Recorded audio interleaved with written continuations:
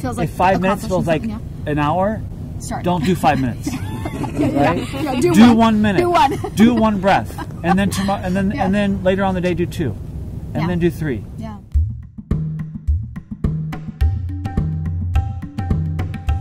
Okay, guys, we are sitting with Jasher, one of my yoga gurus that I seriously am so grateful that you've taught me so many great things. So great, so many great things. So we are in part 2 of a 2-part series. The first video, if you haven't watched it, is on why we should meditate. So go watch that. I'll link it right here if you haven't started there. And the second part, what we're going to focus on right now, is on how to meditate. So how do we go about it, and what are the steps? So Jasher's going to teach us those things. So again, like we were talking about before, there are kind of 3 key tenets to meditation. Okay. There's lots of different traditions: Vipassana, Zen meditation, Transcendental meditation, Vedic meditation, but they all kind of go back to the same sort of like 3 tenets. Okay. So the first thing to do is just to find a quiet space. Okay. Okay, and if you have your shoes on, I recommend just take your shoes off, because energetically that just means it's a ritual.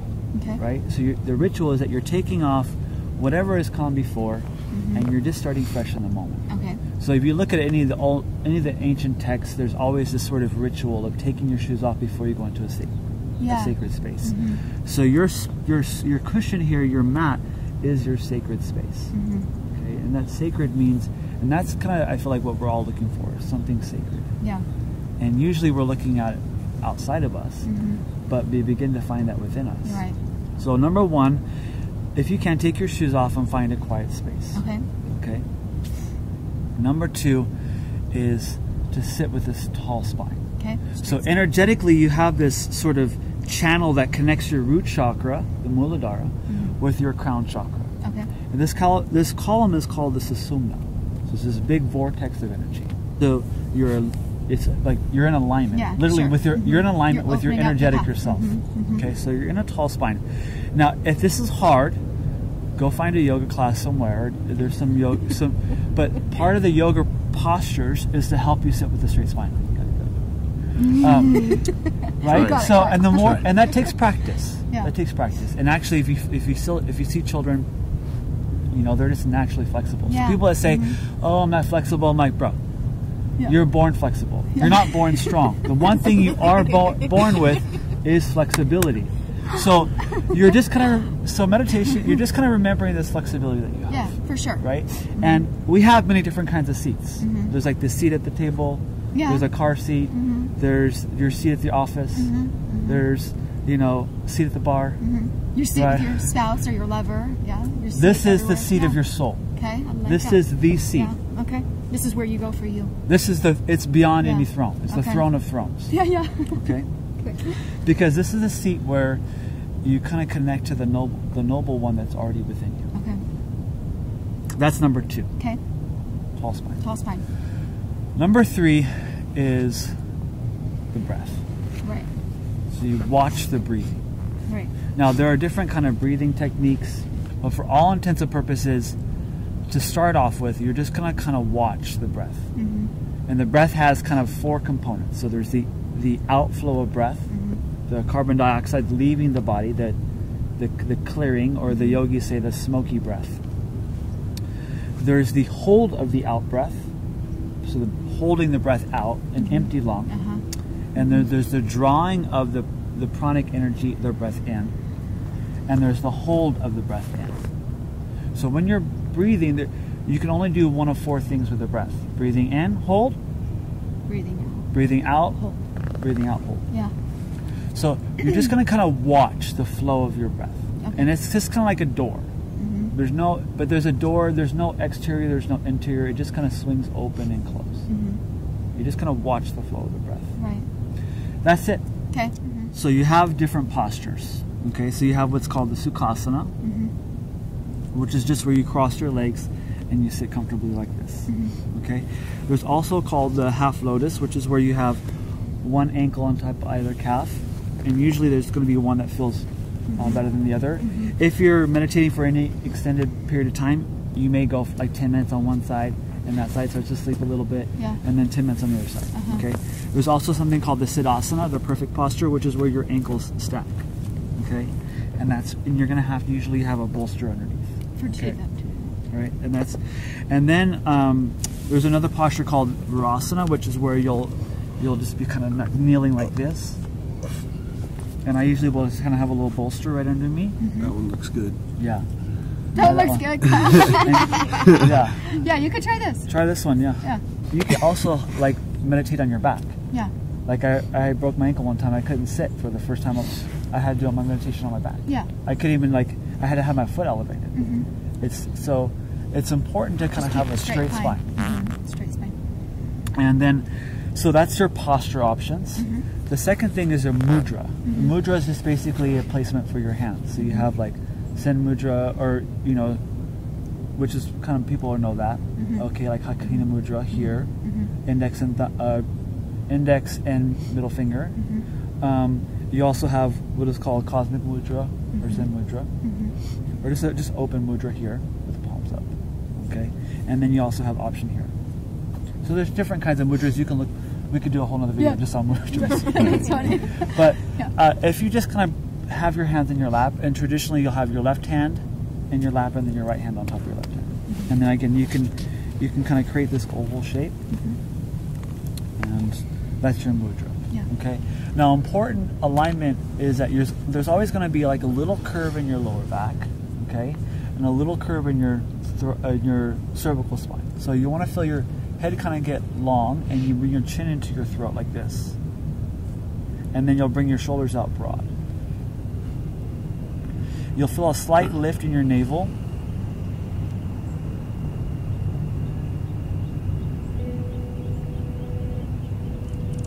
And you kind of feel your ribs expanding off into your arms.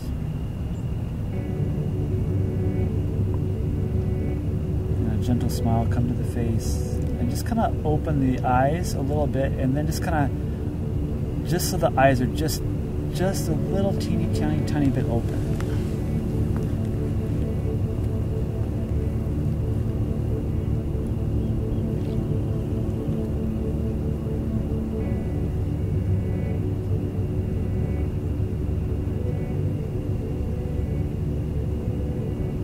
And then begin to feel the breath, or just kind of watch the in flow of the breath. You feel the top of the breath.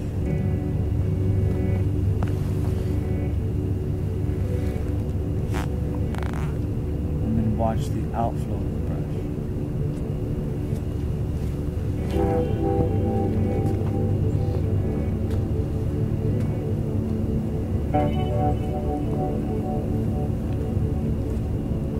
I feel the breath rising up from the base of your spine on the inflow. And hold the breath at the crown just for a moment.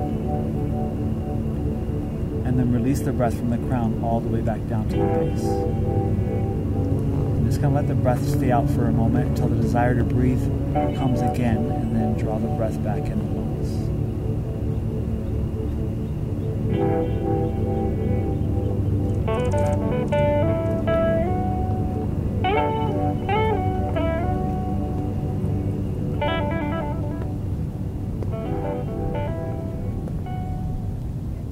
Now, around that, there's a couple things, okay?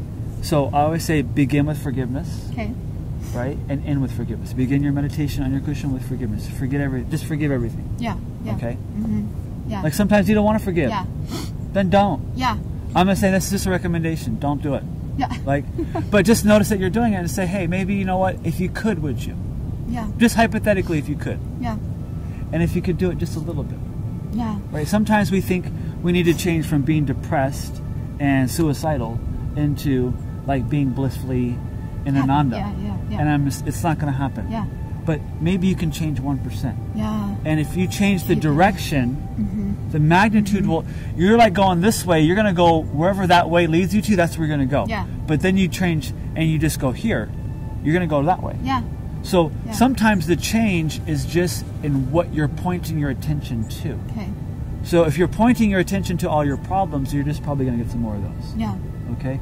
So you're changing your attention and you're pointing your attention inward. Okay? And you're making peace with yourself. That's kind of like the other thing with forgiving. You could say, make peace, forgive, let go, let in, exonerate, right? Emancipate. Yeah. Whatever you want to do, change your focus. Okay. Change where you're pointing your attention. Right. Forgive. Right. Watch. Okay. So you're in the space or the spirit of the watcher. Okay. You're like a doctor. You're just checking in on yourself. What are the symptoms? And so you watch the mind. You watch the body. Right. You watch the breath. Kind of those three things.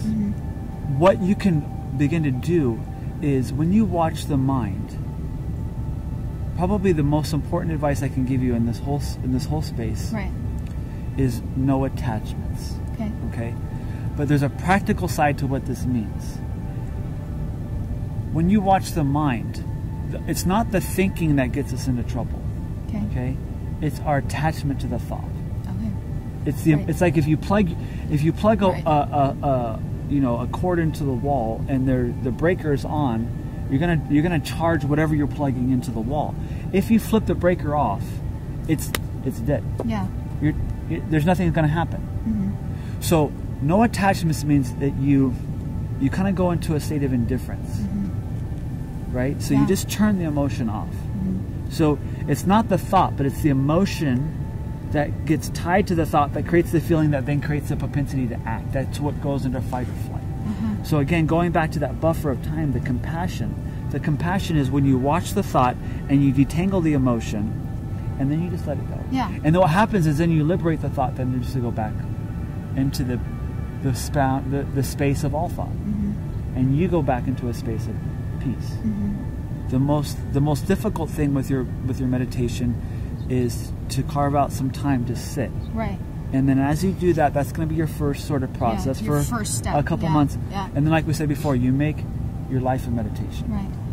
Okay, so I have a question. Sometimes something that really helps me when I meditate is to say sort of like a, would it be called like a mantra? Like in my mind, because you know, sometimes you're so flooded with thought that when you start to sit with yourself, all you're really thinking is like, oh, I gotta go to the grocery store, or I have to go to, you know what I mean? And sometimes it's hard to quiet those thoughts.